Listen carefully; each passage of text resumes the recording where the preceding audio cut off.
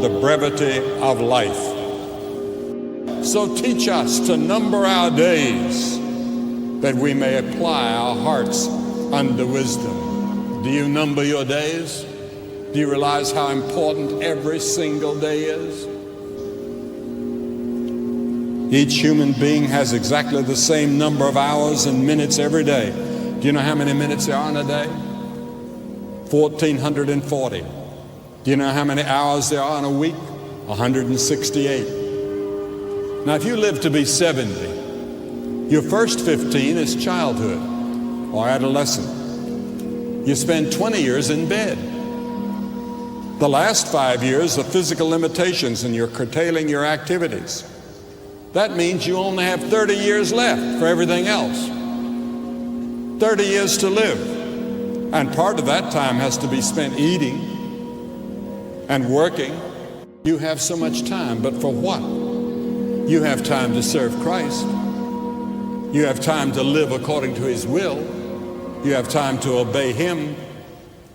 Have you done like the psalmist said in 31:15 and put yourself at God's disposal when he said, "My times are in your hands"?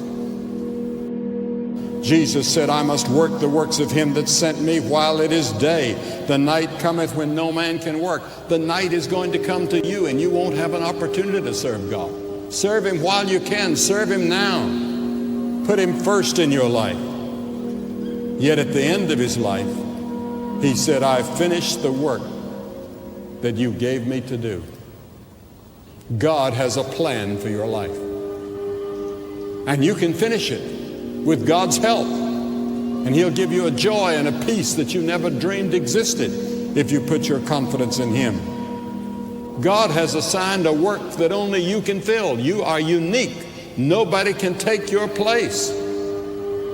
And God needs you in His kingdom. Every morning you have 86,400 seconds to spend and to invest. Each day the bank name time opens a new account with you. There may be no tomorrow. Come now. Because the scripture says in 2 Corinthians 6:2, now is the accepted time, not tomorrow, today. Things you ought to do, do it now. Money you ought to give it now. People you ought to witness to, witness now. Every time the clock ticks, it seems to say now.